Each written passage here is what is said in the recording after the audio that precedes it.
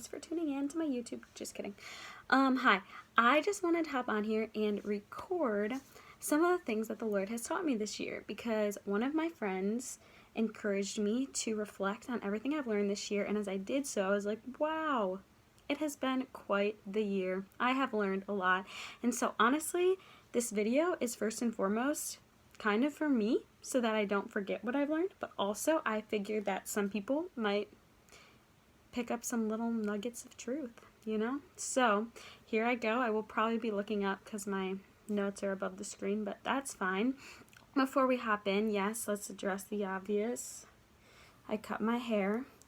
I actually donated my hair, and I'm not saying that to flex, but I'm saying that because you should too, especially if you're not a huge fan of yourself with short hair.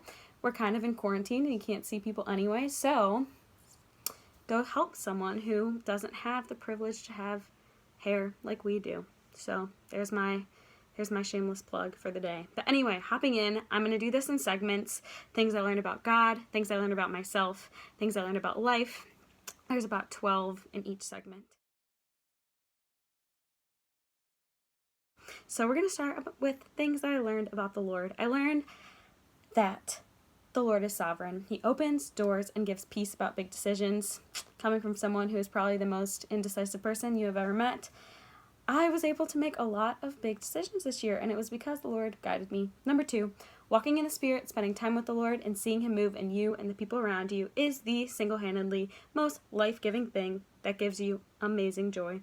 I have experienced this more than ever in the past 3 weeks, but also this year I just really saw this play out. So yeah, number 3. You come alive when you're doing what the Lord wants you to do, which is making disciples of all nations. So yes, go do that. Number 4, the Lord blesses us through people. Heck yeah, He does.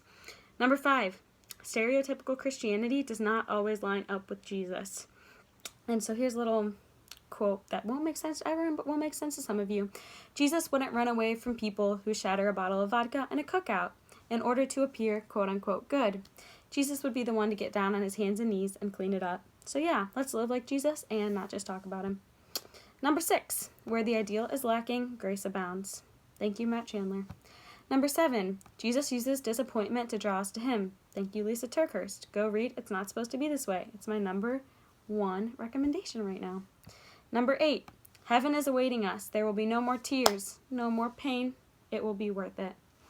Number 9, we are called to be faithful in the mundane. Thank you, Hannah Schaefer. Number 10, watching childlike faith grow is the most beautiful thing. So, if you want to see something beautiful, find people that don't know Jesus and watch childlike faith grow in them. Number 11, let God interrupt your quiet time. Don't make it a checklist. Start listening. Let Him interrupt it if He would like to. 12, when God tells you to write, or when God tells you to do anything, for me it's usually writing, do it, because a lot of times He wants to speak to you and to others through that. Thanks for tuning in to what the Lord has taught me about Himself this year.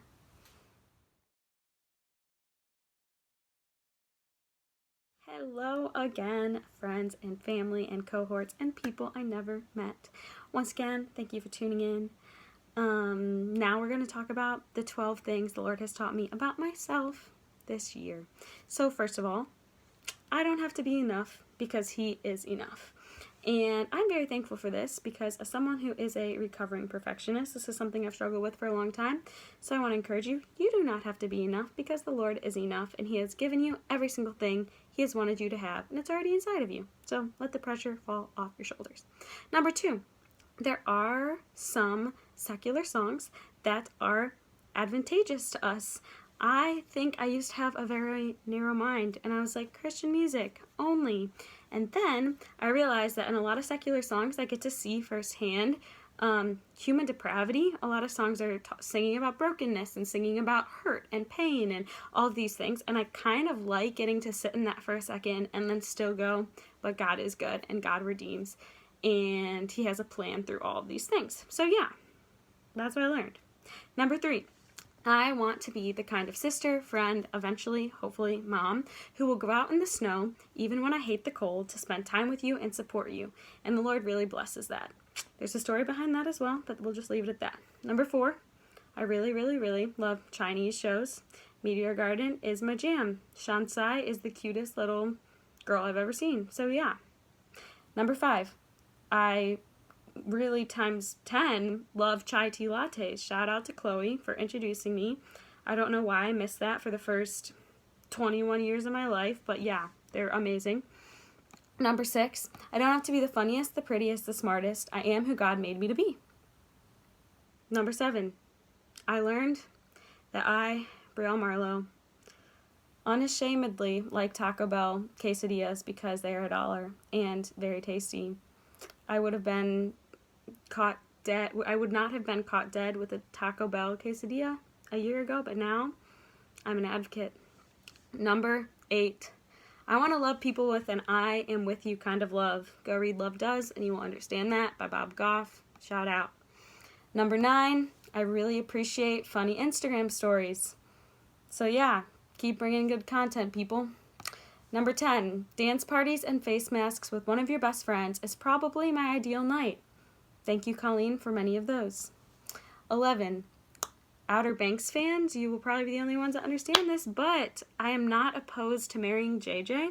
He must come to know the Lord first, and he must stop smoking because I'm not really about that life. But JJ, Rudy, you're my man. 12, I hate jeans a lot. Leggings for life, only leggings ever.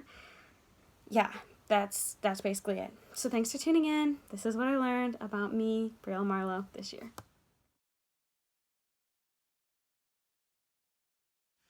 Third segment. I know you've been waiting for this. Nothing is more exciting than what I've learned this past year. This one is about life, and it's part 1 about life because I have 2 sets of 12. Didn't want to combine them into 24, so welcome. One thing that I learned about life is that you should encourage one another and build each other up at 2 a.m. and always. Thank you, Chloe and Alex, for being wonderful encouragers this year. Number 2, it is important to try your best to have peace with all people. But when it comes down to it, if the other person is not on the same page and doesn't want to have peace with you, then you need to, after trying your best, just make sure you have peace with the Lord about the situation, that you've forgiven them in your heart, and then you can move on. Don't let it bother you.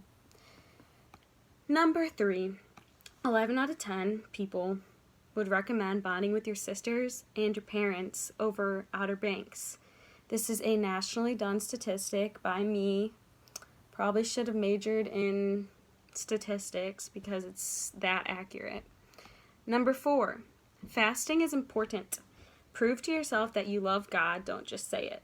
This is from Hunger for God by John Piper, my guy.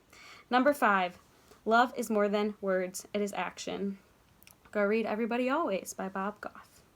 Number 6, no matter how cold or mean someone is to you, you should love them like Jesus. Don't self-justify. It is never worth it, and you will always regret it if you do.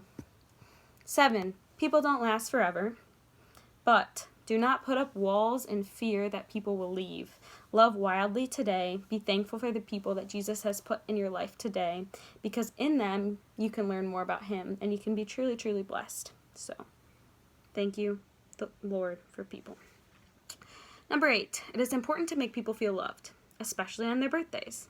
You never know what people are going through. Go the extra mile. I had a wonderful friend, Colleen, decorate my room for my birthday this year, and it was a tough season of life, but she made me smile. So yeah, love people a lot, especially on their birthdays. Number 9, don't just love your friends. If someone is struggling, regardless of your relationship with them, go hang up Christmas lights in their room and make them smile. Go the extra mile for people, even when they aren't buddy-buddy with you, because really we're called to love everybody. Number 10, it is important as women especially to use our words to build up men. We need to respect and encourage our brothers in Christ, and when we do, they thrive. 11, it is important not to say yes to everything. You may have to say no, even to very good things. This is for all my 1s. I don't know really what my Enneagram is, but we're just going to pretend for a second because I have some 1 tendencies. Anyway, you don't have to say yes to everything. In fact, say no to some things so that you can do the things that the Lord does have for you well. 12, never make people feel like they are wasting your time. It is not your time to waste. It is the Lord's. This is my favorite one. So, if you skip through my video, stop. Listen to this one. Never, ever, ever make people feel like they are wasting your time, because it is not your time to waste. It is the Lord's. All right. Thanks for tuning in. Next episode is About Life, Part 2. What I have learned about life, Part 2. Welcome back, guys. Last episode. I know we're all getting teary-eyed over that sad fact, but here we are. So let's enjoy every second. So what I've learned about life, Part 2. Number 1, don't impose motives on others because of your own insecurities. I have done this far too often. I'm like, oh my goodness, you're being passive-aggressive towards me, or you don't like my face, and because I think that you're a mean person, when really I'm just insecure. I'm not insecure about my face. I think the Lord did an okay job. But you know what I mean? Don't impose motives on others because of your own insecurities, guys. Not necessary. 2, working out for just 30 minutes every day makes a big difference in how you feel. So does drinking lots of water. It took quarantine for me to, solidify this water drinking, because carrying a water bottle at school is just a lot of work. But you should do it because it really makes you feel a lot better. Number 3, thoughts do not define you. This is huge. You get to choose which thoughts you pick up. I'm going to give a little metaphor. There's a river. Leaves are floating down the river. You can choose which leaves to pick up and which ones to let float by. With thoughts, they're the same way. Just because one comes into your mind doesn't mean that you need to pick it up and freak out over it. I've done that way too many times, and it's just unnecessary. So let's be thankful for that. Number 4, third wheeling is not half bad, guys. You get to see how the Lord moves in 2 wonderful people's lives instead of 1. So yeah, third wheel and be a part of something beautiful. Number 5, don't be jealous. Don't be jealous. Don't be jealous.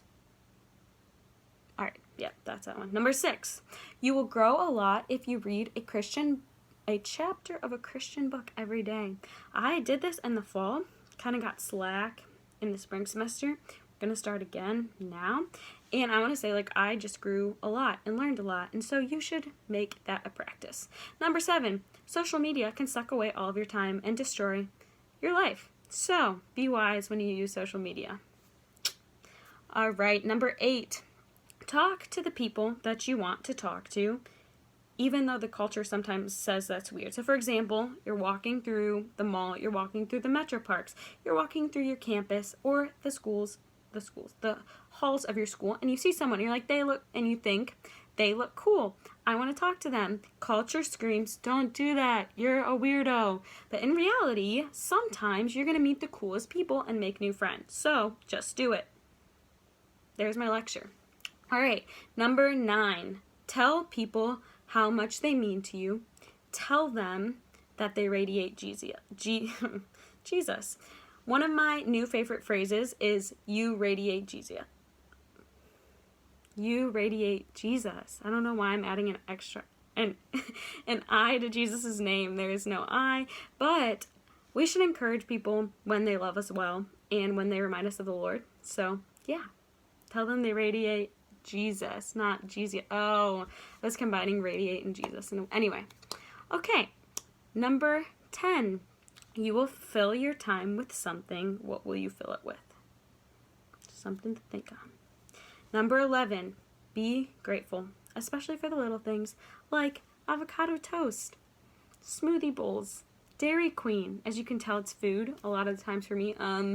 But be grateful for the little things because the Lord really has blessed us. Okay, number 12, speak the truth in love. Sometimes we need to confront people, and we should do that kindly because I want to be confronted when I am not living how I should. And so do it out of love, and remind people that you love them and you see all this potential that they have, and because you care about them, you think they can grow, Yeah. Anyway, this ends our series of what Brielle learned in the 2019 to 2020 school year. So thanks for tuning in. If any of these stuck out to you, feel free to comment. If you learned anything, comment. If you have anything you learned, comment. Like and subscribe. Just kidding. Thanks for tuning in.